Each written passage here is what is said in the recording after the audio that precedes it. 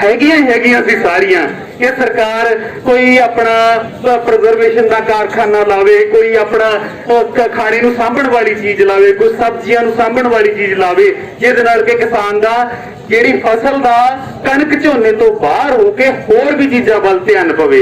उधर ध्यान इसे करके नहीं पै रहा क्योंकि उधर MSP नहीं हैगी।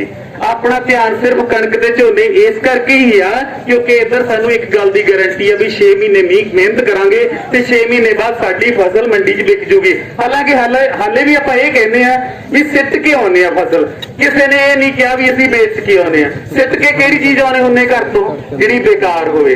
असीं अपनी पुत्तां वर्गी सांभी हुई फसल नूं असीं ये कहने असीं सिट के आउने आ। हाले भी ये हालात ने ते जेड़े हुणे काम कर रहे ने ये दो परिवारां दा ढिड भरन दा पता नहीं इहदे सिर च किहने की पाता। दो परिवारां दा ढिड भरन लई इस बंदे ने पूरे इन्ने लखां बंदियां नूं टेंशन च पाता। साडे उपर एक एड्डी वड्डी महामारी चल रही है, कोरोना की बीमारी है, ठीक है। उहदे जे कोई बंदा शुरू तो लैके थोड़ा बहुता बीमार आ, शरीर तौर ते ढिला आ ते उहदे बेचारे दे बचण दी गुंजाइश नहीं हुंदी। इहो जे माहौल दे विच एड्डा वड्डा जुल्म तुसीं सड़कां ते बिठा के लियाता अन्नदाता नूं, जिहने तुहानूं हरी क्रांति लिया के दित्ती, जिहने तुहानूं पूरे देश दे विच अनाज पैदा करके देता, ਉਹਨੂੰ ਤੁਸੀਂ ਉਹ ਲਿਆ ਕੇ ਸੜਕਾਂ ਤੇ ਬਿਠਾਤਾ। ਹਾਲਾਂਕਿ ਆਪਾਂ ਕੋਸ਼ਿਸ਼ਾਂ ਕਰ ਰਹੇ ਹਾਂ, ਸਾਰਾ ਕੁਝ ਲਾਮਬੰਦੀ ਕਰ ਰਹੇ ਹਾਂ, ਸਭ ਕੁਝ ਕਰ ਰਹੇ ਹਾਂ, ਉਹਦੇ ਬਾਵਜੂਦ ਵੀ ਆਪਾਂ ਨੂੰ ਹਾਲੇ ਜਿਹੜੀ ਕਹਿੰਦੇ ਨੇ ਸੁਰੰਗ ਦੇ ਐਂਡ ਦੇ ਵਿੱਚ ਹਾਲੇ ਸਾਨੂੰ ਚਾਨਣਾ ਨਜ਼ਰ ਨਹੀਂ ਆ ਰਿਹਾ ਕਿ ਵੀ ਅਸੀਂ ਇਸ 'ਚ ਕਾਮਯਾਬ ਹੋਵਾਂਗੇ ਕਿ ਖਿੱਚ ਜੂ ਕੰਮ ਇਦਾਂ ਹੀ ਸਾਡਾ ਇਦਾਂ ਹੀ ਕਰ ਜੂਗਾ। पर एको तरीका है ਜਿਹੜਾ ਆਪਾਂ अपनाया होया। ਆਪਾਂ ਲਾਮਬੰਦ ਹੋ ਕੇ ਪਾਰਟੀਬਾਜ਼ੀ ਤੋਂ ਉੱਪਰ ਉੱਠ ਹੋ ਕੇ ਸਾਰੇ ਇਕੱਠੇ ਹੋ ਕੇ ਜਿਹੜਾ ਵੀ ਬੰਦਾ ਹਰ ਬੰਦਾ ਇਸ ਵਿੱਚ ਪੂਰੀ ਕੋਸ਼ਿਸ਼ ਕਰੇ। देखो जे कली खेती किसानां नाल संबंधित नहीं, खेती ते जिहड़ा हुण इस टाइम मुसीबत आई है कल्ले किसानां ते नहीं। जिद्दण किसानां दा दे उत्ते प्रॉब्लम आई उन्होंने पैसे उत्थों पैसा पैदा होना, अपने को इंडस्ट्री नहीं, अपने को कुछ नहीं। वही पैसा सारे दुकानां वालियां कोले जांदा, वही पैसा सारे तनखाह वालियां कोले जांदा, वही डॉक्टरां कोले जांदा, वही हर एक कोले जांदा। सो ਇਹ ਸਾਰਿਆਂ ਨੂੰ ਮਿਲ ਕੇ ਇਸ ਚੀਜ਼ ਦੇ ਨਾਲ ਕਿਸਾਨਾਂ ਦੇ ਨਾਲ ਮੋਢੇ ਨਾਲ ਮੋਢਾ ਜੋੜ ਕੇ ਖੜਨਾ ਚਾਹੀਦਾ। ਜਿਹੜੇ ਮੇਰੇ ਦੁਕਾਨਦਾਰ ਵੀ ਹੁਣ ਵੀ ਕੋਈ ਦੁਕਾਨਾਂ ਖੋਲ ਕੇ ਬੈਠ ਜਾਂਦੇ ਨੇ, ਯਾਰ ਇੱਕ ਦਿਨ ਦੁਕਾਨ ਨਹੀਂ ਖੋਲੋਗੇ, ਜਿਨ੍ਹਾਂ ਤੋਂ ਸਾਰੀ ਉਮਰ ਕਮਾਈ ਕਰਦੇ ਰਹੋ ਉਹਨਾਂ ਦਾ ਸਾਥ ਦਿਓ, ਉਹਨਾਂ ਦੇ ਨਾਲ ਖੜੋ। ਕੀ ਵੱਡੀ ਚੀਜ਼ ਮੰਗ ਲਈ ਤੁਹਾਡੇ ਤੋਂ, ਤੁਸੀਂ ਉਹਨਾਂ ਦਾ ਸਾਥ ਦਿਓ, ਨਾਲ ਝੰਡੀ ਲੈ ਕੇ ਖੜੋ। ਜੇ ਤੋਂ ਤਿਲ ਫੁੱਲ ਜੋ ਵੀ ਯੋਗਦਾਨ ਪੈਂਦਾ ਇਸ ਮੂਵਮੈਂਟ ਦੇ ਵਿੱਚ ਪਾਓ। ਇਹਦੇ ਨਾਲ ਹੀ ਮੈਂ ਫਤਿਹ ਬੁਲਾਉਣਾ। ਧੰਨਵਾਦ। बहुत ही वधिया डॉक्टर प्रेमपाल जी ढिल्लों बोल के गए ने, बहुत वधिया बुलारे ने ते वैल एजुकेटेड ने डॉक्टर भी ने ते किसान भी ने। किसानी पक्षी मसले नूं बड़े वधिया तरीके नाल पेश किया है। हुण मैं बेनती करदा साडे बहुत ही सत्कारयोग साडे इलाके दे जो किसान भी ने ते प्रसिद्ध समाज सेवक भी ने ते दुख सुख विच खड़न वाले वड्डे वीर अमन नैना जी चेयरमैन ब्लाक समिति पुंदरेड़ी नूं भी बार-बार सानू कई दिनों तो मैसेज ला रहे हैं भी धरना जाना है। हर पिंड में जाके उन्होंने किसानी मुद्दे संबंधी गलबात की है। अमरजीत सिंह जी नैना चेयरमैन ब्लाक समिति पुंदरेड़ी जी। सारे किसान भी ਤੁਹਾਡਾ ਸਭ ਦਾ ਇੱਥੇ ਪਹੁੰਚਣ ਤੇ ਬਹੁਤ ਬਹੁਤ ਧੰਨਵਾਦ। ਵਾਹਿਗੁਰੂ ਜੀ ਕਾ ਖਾਲਸਾ ਵਾਹਿਗੁਰੂ ਜੀ ਕੀ ਫਤਿਹ। ਅੱਜ ਇੱਕ ਚੀਜ਼ ਦੇਖ ਕੇ ਮਨ ਬੜਾ ਖੁਸ਼ ਹੋਇਆ ਕਿ ਆਪਾਂ ਸਾਰੇ ਆਪਣੀਆਂ ਰਾਜਸੀ ਪਾਰਟੀਆਂ ਤੋਂ ਉੱਤੇ ਉੱਠ ਕੇ ਇੱਥੇ ਇਕੱਠੇ ਬੈਠੇ ਆ, ਧੁੱਪ ਵਿੱਚ ਬੈਠੇ ਆ। ਪਰ ਇੱਕ ਗੱਲ 'ਚ ਨਿਰਾਸ਼ਾ ਵੀ ਹੋਈ ਆ ਕਿ ਘੱਟ ਤੋਂ ਘੱਟ ਆਪਾਂ 30-35 ਪਿੰਡਾਂ ਦੇ ਬੰਦੇ ਆ, ਸਿਰਫ ਇੰਨੇ ਕੀ ਨਿਕਲ ਕੇ ਆ ਸਕੇ ਆ। ਉਹ ਵੀ ਜਿਵੇਂ ਭੁਪਿੰਦਰ ਦੱਸ ਰਿਹਾ ਸੀ ਮੈਨੂੰ ਕਿ ਸਾਡੇ ਪਿੰਡ ਤੋਂ ਅਸੀਂ ਮਸਾਂ ਕੱਢ ਕੇ ਲਿਆਏ ਆ। ਇੱਕ ਘਰ ਚੋਂ ਇੱਕ ਬੰਦਾ ਆਉਣਾ ਚਾਹੀਦਾ। ਹਾਲੇ ਤਾਂ ਆਪਾਂ ਆਪਣੇ ਪਿੰਡ ਤੋਂ ਤੁਰ ਕੇ 10 ਕਿਲੋਮੀਟਰ ਨਹੀਂ ਆਏ ਹੋਵਾਂਗੇ। ਆਪਣੇ ਆਪਣੇ ਸਰਪੰਚੀਆਂ ਦੇ ਰੋਸ ਛੱਡ ਕੇ ਜਾਂ ਸੁਸਾਇਟੀਆਂ ਦੇ ਛੱਡ ਕੇ ਜਾਂ ਕੋਈ ਹੋਰ ਛੱਡ ਕੇ ਜਦੋਂ ਤੱਕ ਆਪਾਂ ਇਕੱਠੇ ਨਹੀਂ ਹੋਵਾਂਗੇ ਮੋਦੀ ਦੀ ਕੰਨ ਤੇ ਜੂੰ ਨਹੀਂ ਰਿੰਗਣੀ। ਇਹਨੂੰ ਕੋਈ ਫਰਕ ਨਹੀਂ ਪੈਂਦਾ, 2 ਸੂਬੇ ਛੱਡ ਦੂਗਾ ਕੋਈ ਗੱਲ ਨਹੀਂ। ਇਹਨੇ ਸਰਕਾਰ ਬਣਾਉਣੀ ਆ, ਇਹਨੂੰ ਚਾਹੀਦੇ ਨੇ 300 ਸੀਟਾਂ ਹੋਰ ਪਾਸੋਂ ਪੂਰੀਆਂ ਕਰ ਲੂ। ਇਹ ਤੁਸੀਂ ਇਹ ਲਾਓ। ਆਪਾਂ ਉਹ ਆ ਜਿਨ੍ਹਾਂ ਨੇ ਭੁੱਖੇ ਮਾਰਦੇ ਹਿੰਦੁਸਤਾਨ ਦਾ ਢਿੱਡ ਭਰਿਆ। ਹੁਣ ਆਪਾਂ ਜੇ ਨਹੀਂ ਗੱਲ ਮੰਨਦਾ ਇਸ ਜਗ੍ਹਾ ਤੇ ਆ ਜਾਓ ਕਿ ਜੇ ਢਿੱਡ ਭਰ ਸਕਦੇ ਆ ਤਾਂ ਢਿੱਡ ਆਪਾਂ ਖਾਲੀ ਵੀ ਕਰ ਸਕਦੇ ਆ। ਹਰ ਕੋਈ ਵਪਾਰ, ਹਰ ਕੋਈ ਪੰਜਾਬ ਹਰਿਆਣੇ ਤੋਂ ਕੋਈ ਇਹੋ ਜਿਹੀ ਚੀਜ਼ ਨਹੀਂ ਜਿਹੜੀ ਦੂਰ ਹੋਈ ਹੋਵੇ। ਆਪਾਂ ਪੰਜਾਬ ਦਾ ਕਿਸਾਨ ਤੇ ਹਰਿਆਣੇ ਦਾ ਕਿਸਾਨ ਇਕੱਠਾ ਹੋ ਕੇ ਲੜੂਗਾ ਤਾਂ ਇਹ ਗੱਲ ਬਣੂ। ਜੇ ਆਪਾਂ ਇਕੱਲੇ ਇੱਥੇ ਜੋੜੀਆਂ ਤੇ ਧਰਨੇ ਦਿੰਦੇ ਰਹਿ ਗਏ, ਇਹਦੇ ਕੋਲੇ ਖਬਰ ਪਹੁੰਚਣੀ ਵੀ ਆ ਕਿ ਨਹੀਂ ਪਹੁੰਚਣੀ। ਇਹਦੇ ਦੋ ਇੱਥੇ ਐਮਪੀ ਨੇ, ਇੱਕ ਸਨੀ ਦਿਓਲ ਜੀ ਜਿੱਤੇ ਹੋਏ ਨੇ, ਇੱਕ ਹੋਰ ਹੈ ਉਹ ਸੋਮਨਾਥ, ਉਹ ਸੈਂਟਰ 'ਚ ਮਿਨਿਸਟਰ ਵੀ ਆ। ਉਹ ਇਹਦੇ ਪੂਰੇ ਹਮਾਇਤੀ ਨਹੀਂ ਕਿ ਇਹ ਬਿੱਲ ਜਿਹੜਾ ਬਹੁਤ ਵਧੀਆ ਬਣਿਆ। ਹਾਂ, ਜੇ ਇਹ ਬਿੱਲ ਵਧੀਆ ਬਣਿਆ, ਹੋਰ ਜ਼ਿਲ੍ਹੇ ਆ, ਮਹਾਰਾਸ਼ਟਰ ਐਮਪੀ ਆ ਜਿੱਥੇ ਨਹੀਂ ਐਮਐਸਪੀ, ਤੁਸੀਂ ਉੱਥੇ ਲਾਗੂ ਕਰ ਲਓ। ਐਮਐਸਪੀ ਰੱਖੋ, ਸਾਡੀ ਐਫਸੀਆਈ ਰੱਖੋ। ਸਾਨੂੰ ਕੋਈ ਨਾ ਕੋਈ ਇਹੋ ਜਿਹੀ ਕਮੇਟੀ ਚਾਹੀਦੀ ਹੈ, ਜੇ ਪਤਾ ਲੱਗੇ ਕਿ ਸਾਡਾ ਪ੍ਰਾਈਵੇਟ ਭੰਡਾਰਾ ਨਹੀਂ ਖਰੀਦ ਰਿਹਾ ਤਾਂ ਸਾਡੇ ਤੋਂ ਉਹ ਖਰੀਦ ਲੇ। ਹੁਣ ਗੰਨੇ ਤੇ ਵੀ ਐਮਐਸਪੀ ਆ ਜਾਂ ਬਾਜਰੇ ਤੇ ਵੀ ਐਮਐਸਪੀ ਆ, ਉਹਦਾ ਸਾਨੂੰ ਕੀ ਫਾਇਦਾ? ਗੰਨੇ ਦੀ ਪੇਮੈਂਟ 3-3 ਸਾਲ ਨਹੀਂ ਆਉਂਦੀ, ਉਹਨੇ 'ਚ ਸਾਡੇ ਵਿਆਜ ਨਹੀਂ ਪੂਰੇ ਹੋਣੇ। ਜਿਵੇਂ ਟੁੱਟਵੀਂ ਫਸਲ ਆਉਂਦੀ ਆ, ਟੁੱਟਵੇਂ ਪੈਸੇ ਆਉਂਦੇ ਨੇ, ਉਹ ਬੈਂਕਾਂ ਦਾ ਵਿਆਜ ਹੀ ਉਹਨਾਂ ਬਣ ਜਾਂਦਾ। ਤੁਸੀਂ ਬਾਜਰੇ ਤੇ ਆ ਐਮਐਸਪੀ ਹੈਗੀ ਆ, ਕਦੇ ਦੇਖਿਆ ਤੁਸੀਂ ਬਾਜਰੇ ਨੂੰ ਕੋਈ ਸਰਕਾਰੀ ਖਰੀਦਦੇ? ਜਾਂ ਨਰਮਾ ਲਾ ਲਓ, ਨਰਮੇ ਦੀ ਹਰ ਸਾਲ ਆਉਂਦੀ ਆ। ਇਸ ਲਈ ਵੀਰੋ, ਚਾਹੀਦਾ ਆਪਾਂ ਸਾਰੇ ਇੱਕ ਹੱਕ ਤੇ ਇਕੱਠੇ ਹੋਈਏ ਤੇ ਇਕੱਠੇ ਹੋ ਕੇ ਆਪਾਂ ਸਾਂਝੀ ਥਾਂ ਤੋਂ ਇੱਕ ਪਾਸੇ ਨੂੰ ਕੂਚ ਕਰੀਏ, ਜਿੱਥੋਂ ਕਿਸਾਨ ਯੂਨੀਅਨ ਦੇ ਜਿਹੜੇ ਆਪਣੇ ਨੇਤਾ ਨੇ ਉਹ ਆਪਾਂ ਨੂੰ ਆਰਡਰ ਕਰਨਗੇ। ਫਿਰ ਮੈਂ ਕਹਿੰਦਾ, ਆਪਾਂ ਆਪਣੇ ਇੱਕ ਦੂਜੇ ਦੇ ਗੁੱਸੇ ਗਿਲੇ ਭੁੱਲ ਕੇ ਆਪਾਂ ਸਾਰੇ ਕਿਸਾਨ ਯੂਨੀਅਨ ਦਾ ਸਾਥ ਦਈਏ। ਵਾਹਿਗੁਰੂ ਜੀ ਕਾ ਖਾਲਸਾ, ਵਾਹਿਗੁਰੂ ਜੀ ਕੀ ਫਤਿਹ। ਬਹੁਤ ਬਹੁਤ ਧੰਨਵਾਦ ਜੀ ਅਮਨ ਨੈਣਾ ਜੀ, ਚੇਅਰਮੈਨ ਬਲਾਕ ਸੰਮਤੀ ਪੁੰਦਰੜੀ। ਹੁਣ ਆਪਾਂ ਨੇ ਇੱਕ ਵਾਰ ਫਿਰ ਨਾਰੇ ਲਾਉਣੇ ਨੇ, ਉਸ ਤੋਂ ਬਾਅਦ ਅਗਲੀ ਕਾਰਵਾਈ ਜਾਰੀ ਰੱਖਾਂਗੇ। ਮੋਦੀ ਸਰਕਾਰ ਮੁਰਦਾਬਾਦ, ਮੋਦੀ ਸਰਕਾਰ ਮੁਰਦਾਬਾਦ, ਮੋਦੀ ਸਰਕਾਰ ਮੁਰਦਾਬਾਦ। ਭਾਰਤੀ ਕਿਸਾਨ ਯੂਨੀਅਨ ਏਕਤਾ ਜਿੰਦਾਬਾਦ, ਭਾਰਤੀ ਕਿਸਾਨ ਮਜ਼ਦੂਰ ਯੂਨੀਅਨ ਏਕਤਾ ਜਿੰਦਾਬਾਦ। ਸਾਡੇ ਹੱਕ ਇੱਥੇ ਰੱਖ, ਸਾਡੇ ਹੱਕ ਇੱਥੇ ਰੱਖ। ਅੱਜ ਦੇ ਇਸ ਧਰਨੇ ਵਿੱਚ ਮੈਂ ਬੇਨਤੀ ਕਰਦਾ ਸ਼੍ਰੀ ਅਸ਼ਵਨੀ ਕੁਮਾਰ ਦੱਤਾ ਜੀ ਨੂੰ, ਚੇਅਰਮੈਨ ਬਲਾਕ ਸੰਮਤੀ ਸਨੌਰ ਨੇ, ਉਹ ਵੀ ਆ ਕੇ ਕਿਸਾਨੀ ਮਸਲਿਆਂ ਸੰਬੰਧੀ ਗੱਲਬਾਤ ਕਰਨ। ਸ਼੍ਰੀ ਅਸ਼ਵਨੀ ਕੁਮਾਰ ਦੱਤਾ ਜੀ, ਚੇਅਰਮੈਨ ਬਲਾਕ ਸੰਮਤੀ ਸਨੌਰ।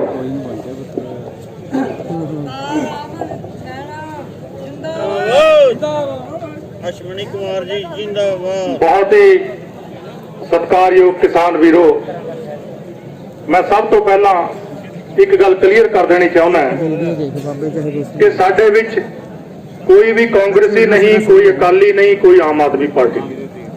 ਅੱਜ ਅਸੀਂ ਜੇ ਸ਼ਾਮਲ ਹੋਏ ਆ ਤਾਂ ਇੱਕ ਕਿਸਾਨ ਦੇ ਤੌਰ ਤੇ ਤੁਹਾਡੇ ਦਰਮਿਆਨ ਆਇਆ। ਮੈਂ ਬੇਸ਼ੱਕ ਚੇਅਰਮੈਨ ਹੋਵਾਂਗਾ ਆਪਣੇ ਘਰ ਨੂੰ, ਲੇਕਿਨ ਅੱਜ ਅਸੀਂ ਕਿਸਾਨ ਆ। ਅੱਜ ਅਸੀਂ ਇਹਨਾਂ ਦੇ ਅਫਸੋਸ ਕਰਨ ਦੇ ਲਈ ਆਏ ਆ। ਸਿਰਫ ਤੇ ਸਿਰਫ ਮੈਂ ਅੱਜ ਕਿਸੇ ਪੋਲੀਟੀਕਲ ਪਾਰਟੀ ਦੀ ਗੱਲ ਨਹੀਂ ਕਰੂੰਗਾ। ਅਕਾਲੀ ਸਾਡੇ ਭਰਾ ਨੇ ਜੇ ਸਾਡੇ ਨਾਲ ਖੜੇ ਨੇ, ਆਮ ਆਦਮੀ ਪਾਰਟੀ ਵਾਲੇ ਨੇ ਜੇ ਉਹ ਵੀ ਵਿਰੋਧ ਕਰ ਰਹੇ ਨੇ, ਉਹ ਵੀ ਸਾਡੇ ਭਰਾ ਨੇ। ਸੋ ਅਸੀਂ ਸਾਰੇ ਜਦੋਂ ਤੱਕ ਰਲ ਕੇ ਇਕੱਠੇ ਹੋ ਕੇ ਹਮਲਾ ਨਹੀਂ ਮਾਰਦੇ, ਔਰ ਉਦੋਂ ਤੱਕ ਇਹ ਗੱਲ ਨਹੀਂ ਜੇ ਬਣਨੀ। ਅੱਜ ਅਸੀਂ ਜੇ ਗੱਲ ਕਰਨੀ ਹੈ, ਸਿਰਫ ਤੇ ਸਿਰਫ ਮੋਦੀ ਦੇ ਖਿਲਾਫ ਕਰਨੀ ਹੈ। ਮੈਂ ਤਾਂ ਕਹੂੰਗਾ ਕਿ ਬੀਜੇਪੀ ਪਾਰਟੀ ਨਾਲੋਂ ਵੀ ਜ਼ਿਆਦਾ ਸ਼ਾਤਰ ਜਿਹੜਾ ਇੱਕ ਆਦਮੀ ਹੈ ਉਹ ਹੈ ਨਰਿੰਦਰ ਮੋਦੀ। ਤੁਸੀਂ ਸਮਝਦੇ ਹੋ, ਮੈਂ ਇੱਕ ਹਿਸਾਬ ਲਾਇਆ ਇਹਦਾ। ਮੈਂ ਸੋਚ ਰਿਹਾ ਸੀ ਕਿ ਜਿਹਦਾ ਕੋਈ ਪਰਿਵਾਰ ਨਹੀਂ, ਕੋਈ ਉਸ ਨੂੰ ਐਸਾ ਲਾਲਚ ਨਜ਼ਰ ਨਹੀਂ ਆਉਂਦਾ, ਤੇ ਕੀ ਕਾਰਨ ਹੈ ਕਿ ਉਹ ਐਡੇ ਵੱਡੇ ਸਤਾ ਰਿਹਾ, ਲੋਕਾਂ ਨੂੰ ਤੰਗ ਕਰ ਰਿਹਾ ਹੈ, ਔਰ ਆਪਣੇ ਕਾਰਪੋਰੇਟ ਘਰਾਣਿਆਂ ਨੂੰ ਫਾਇਦਾ ਦੇਣ ਲੱਗਿਆ ਹੋਇਆ। ਉਹ ਇਸ ਨਤੀਜੇ ਤੇ ਪਹੁੰਚਿਆ। ਤੁਸੀਂ ਵੀ ਆਪਣਾ ਆਪਣਾ ਹਿਸਾਬ ਲਾਉਂਦੇ ਹੋਵੋਗੇ ਕਿ ਜਿਸ ਤਰ੍ਹਾਂ ਆਪਾਂ ਦੇਖਦੇ ਹਾਂ ਕਿ ਸਾਡੇ ਪੰਜਾਬ ਦੇ ਵਿੱਚ ਕਈ ਨੌਜਵਾਨ ਸਾਥੀ, ਬਜ਼ੁਰਗ, ਨੌਜਵਾਨ ਜਿਹੜੇ ਬੱਚੇ ਨੇ ਉਹ ਨਸ਼ੇ ਦੇ ਵਿੱਚ ਪਏ ਹੋਏ ਨੇ। ਉਹ ਜਿਹੜੇ ਨਸ਼ੇੜੀ ਨੇ ਉਹ ਕਿਸੇ ਵੀ ਹੱਦ ਤੱਕ ਜਾ ਸਕਦੇ ਨੇ, ਔਰ ਮੋਦੀ ਨੂੰ ਜਿਹੜਾ ਨਸ਼ਾ ਹੈ ਉਹ ਇੱਕ ਪਾਵਰ ਦਾ ਨਸ਼ਾ ਚੜ ਚੁੱਕਿਆ। ਇਹ ਪਾਵਰ ਦੇ ਨਸ਼ੇ 'ਚ ਪਾਗਲ ਹੋ ਗਿਆ, ਔਰ ਉਸ ਨਸ਼ੇ ਦੇ ਕਾਰਨ ਹੀ ਇਹ ਇਸ ਤੋਂ ਬਿਨਾਂ ਬਚ ਨਹੀਂ ਸਕਦਾ। ਹਰ ਹੀਲਾ ਇਸਨੇ ਵਰਤਣਾ ਹੈ ਕਿ ਕਿਸੇ ਨਾ ਕਿਸੇ ਤਰੀਕੇ ਮੈਂ ਆਪਣਾ ਗਰਬਾ ਕਾਇਮ ਰੱਖਾਂ, ਔਰ ਇਸੇ ਕਰਕੇ ਕਾਰਪੋਰੇਟ ਘਰਾਣਿਆਂ ਨੂੰ ਖੁਸ਼ ਕਰਨ ਦੇ ਲਈ ਸਾਡੀ ਬਲੀ ਦੇ ਰਿਹਾ। ਮੇਰੇ ਤੋਂ ਪਹਿਲਾਂ ਦੱਸਿਆ, ਮੈਨੂੰ ਜ਼ਿਆਦਾ ਖਰੀਦਣ ਦਾ ਮਤਲਬ ਹੈ, ਕਹਿੰਦਾ ਕੋਈ ਵੀ ਕਿਤੋਂ ਵੀ ਖਰੀਦੇ ਕਿਤੇ ਵੇਚੇ, ਸਾਡੀਆਂ ਮੰਡੀਆਂ ਖਤਮ। ਦੂਜਾ, ਐਸੈਂਸ਼ੀਅਲ ਕਮੋਡਿਟੀ ਐਕਟ 1955 ਚ ਬਣਿਆ ਸੀ।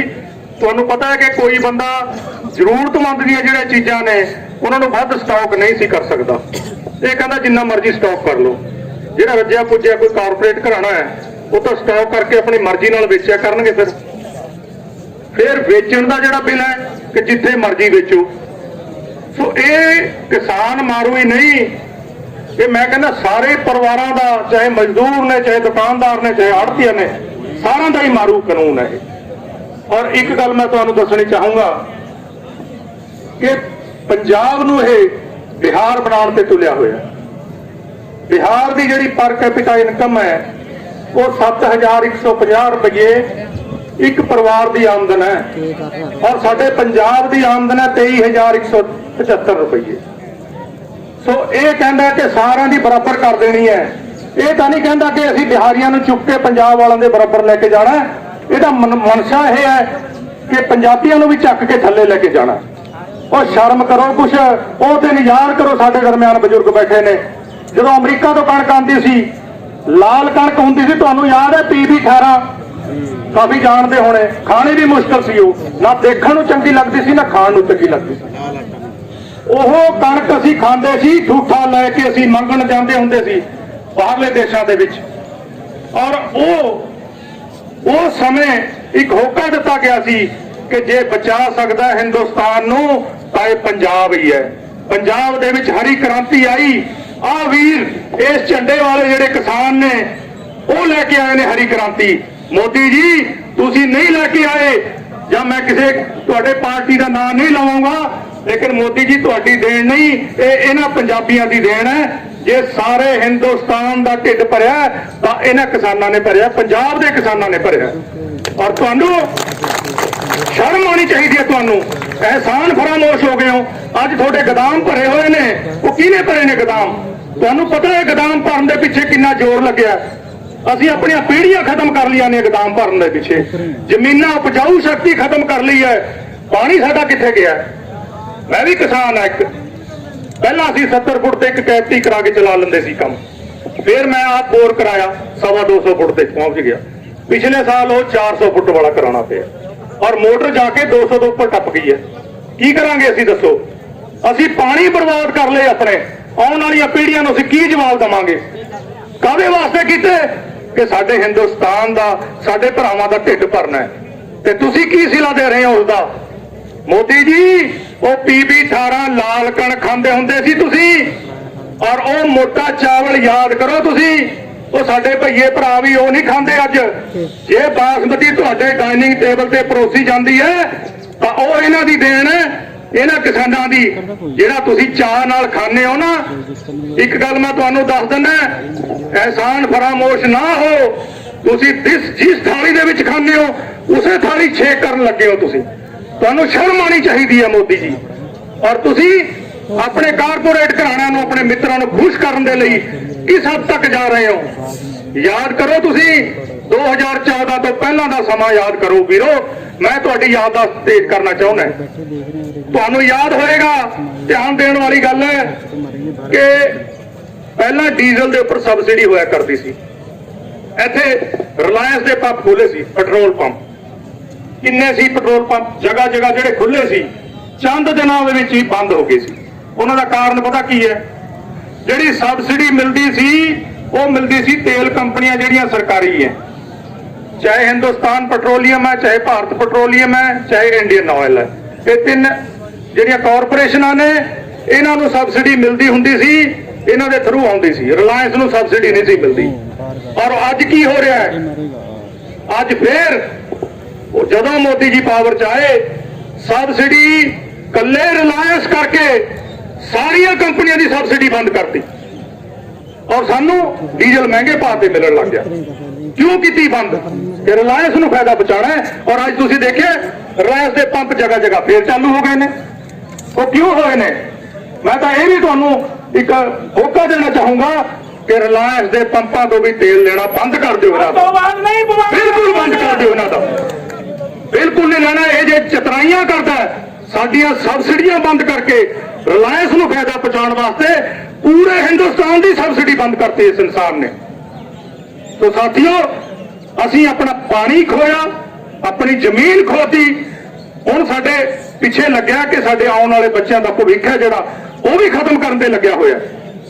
ਸੋ ਇਸ ਇਨਸਾਨ ਨੂੰ ਤੁਰਦਾ ਕਰੀਏ ਔਰ ਤਕੜੇ ਹੋ ਜਾਓ। ਜਿਸ ਤਰ੍ਹਾਂ ਮੇਰੇ ਤੋਂ ਪਹਿਲਾਂ ਸਾਡੇ ਅਮਨ ਰਣਜੀਤ ਸਿੰਘ ਜੀ ਨੈਣਾ ਸਾਹਿਬ ਦੱਸ ਰਹੇ ਸੀ, ਇਹ ਲੜਾਈ ਛੋਟੀ ਨਹੀਂ ਸਾਥੀਓ, ਔਰ ਇੱਥੇ ਸਾਡੀਆਂ ਜੌੜੀਆਂ ਸੜਕਾਂ ਤੇ ਮੁੱਕਣ ਵਾਲੀ ਨਹੀਂ। ਇਹਨੂੰ ਸਾਨੂੰ ਇਸ ਲੜਾਈ ਨੂੰ ਦਿੱਲੀ ਤੱਕ ਲੈ ਕੇ ਜਾਣਾ ਪੈਣਾ ਹੈ। ਔਰ ਇਹ ਪੰਜਾਬ ਦਾ ਕਿਸਾਨ ਹੈ, ਕੋਈ ਹੋਰ ਨਾ ਜੇ ਸਮਝ ਲਿਓ ਮੋਦੀ ਜੀ, ਅਸੀਂ ਤੁਹਾਡਾ ਪ੍ਰਧਾਨ ਮੰਤਰੀ ਹੋਣ ਦੇ ਨਾਤੇ ਸਾਡੇ ਦੇਸ਼ ਦੇ ਪ੍ਰਧਾਨ ਮੰਤਰੀ ਹੈ, ਨਹੀਂ ਤਾਂ ਤੁਹਾਨੂੰ ਇਹੋ ਜਿਹੀਆਂ ਗਾਲਾਂ ਸੁਣਾ ਸਕਦੇ ਹਾਂ ਕਿ ਤੁਹਾਡਾ ਮੂੰਹ ਭਰ ਜੇ, ਤੁਹਾਨੂੰ ਹੋਸ਼ ਟਿਕਾਣੇ ਲਿਆ ਦਈਏ। ਤੁਹਾਡੀ ਸ਼ਰਮ ਆਣੀ ਚਾਹੀਦੀ ਹੈ ਤੁਹਾਨੂੰ। ਅੱਜ ਪੂਰਾ ਪੰਜਾਬ ਸੜਕਾਂ ਦੇ ਉੱਪਰ ਹੈ। ਮੈਂ ਤੁਹਾਨੂੰ ਸਾਰੇ ਕਿਸਾਨ ਵੀਰਾਂ ਨੂੰ ਬੇਨਤੀ ਕਰੂੰਗਾ ਕਿ ਧਿਆਨ ਰੱਖੀਏ ਅੱਗੇ ਨੂੰ, ਆਪਣੀ ਕਿਸੇ ਪ੍ਰਾਪਰਟੀ ਨੂੰ, ਆਪਣੇ ਕਿਸੇ ਭਰਾ ਨੂੰ ਜਾਂ ਰਾਹਗੀਰ ਨੂੰ ਕਦੇ ਕਿਸੇ ਨੂੰ ਤੰਗ ਨਾ ਕਰੀਏ ਆਪਾਂ। ਔਰ ਜੋ ਇਹਨਾਂ ਦੀ ਰੇਲਾਂ ਨੇ ਸੈਂਟਰਲ ਗਵਰਨਮੈਂਟ ਦੀਆਂ, ਉਹ ਵੀ ਮੈਨੂੰ ਤਾਂ ਇਹ ਲੱਗ ਰਿਹਾ ਕਿ ਥੋੜੀ ਦੇਰ ਹੀ ਨੇ, ਉਹ ਵੀ ਵੇਚਣ ਤੇ ਲਾਇਆ ਹੋਇਆ ਪੱਟੂ ਨੇ, ਛੱਡਿਆ ਹੀ ਕੁਝ ਨਹੀਂ। ਬਣਾਇਆ ਦੱਸੋ ਕੀ ਹੈ? ਮੈਂ ਕਿਸੇ ਪਾਰਟੀ ਦਾ ਨਾਂ ਨਹੀਂ ਲਵਾਂਗਾ, ਪੋਲੀਟੀਕਲ ਪਾਰਟੀ ਦਾ, ਲੇਕਿਨ ਜੋ ਕੁਝ ਬਣਿਆ ਹੋਇਆ ਸੀ ਸਾਰੇ ਵੇਚਣ ਤੇ ਲਾਏ ਹੋਏ ਨੇ। ਵੇਚ ਦਿਓ, ਦੇਸ਼ ਨੂੰ ਵੇਚ ਕੇ ਜਾਊਗਾ ਇਹ ਇਨਸਾਨ। ਕਿਸੇ ਸਮੇਂ ਈਸਟ ਇੰਡੀਆ ਕੰਪਨੀ ਆਈ ਸੀ ਇਸੇ ਤਰ੍ਹਾਂ, ਔਰ ਅੱਜ ਉਹ ਉਹੀ ਪੰਜਾਬੀ ਨੇ ਜਿਨ੍ਹਾਂ ਨੇ ਦੇਸ਼ ਦੀ ਆਜ਼ਾਦੀ ਦੇ ਲਈ ਸਭ ਤੋਂ ਵੱਧ ਕੁਰਬਾਨੀਆਂ ਲਈਆਂ ਸੀ। ਇੱਥੇ ਉਦਮ ਸਿੰਘ ਵਰਗੇ ਪੈਦਾ ਹੋਏ ਨੇ ਜਿਹੜੇ ਅੰਗਰੇਜ਼ਾਂ ਦਾ ਲੰਡਨ ਦੇ ਵਿੱਚ ਜਾ ਕੇ ਬਦਲਾ ਲੈ ਸਕਦੇ ਨੇ। ਤੁਸੀਂ ਮੋਦੀ ਜੀ, ਤੁਸੀਂ ਤਾਂ ਦਿੱਲੀ ਬੈਠੇ ਹੋ, ਆ ਗਏ ਇੱਥੇ ਹੀ ਆ ਰਹੇ ਹਾਂ ਅਸੀਂ। ਘਬਰਾਓ ਨਾ, ਤੁਹਾਡੇ ਪਿੱਛੇ ਲੱਗਾਂਗੇ ਔਰ ਤੁਹਾਡੇ ਤੋਂ ਹੀ ਕਰਾਂਗੇ, ਮਜਬੂਰ ਕਰ ਦਾਂਗੇ ਤੁਹਾਨੂੰ ਕਿ ਆਰਡੀਨੈਂਸ ਨੂੰ ਵਾਪਸ ਲੈਣਾ ਪਊਗਾ।